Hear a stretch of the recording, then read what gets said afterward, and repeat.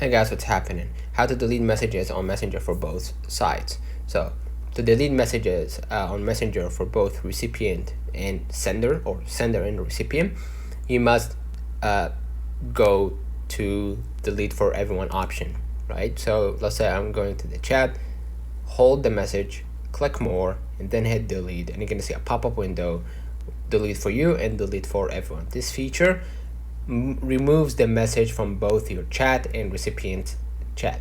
So make sure to use that option. Let me know in the comments if this video helped you. Don't forget to like and subscribe. See you in the next one.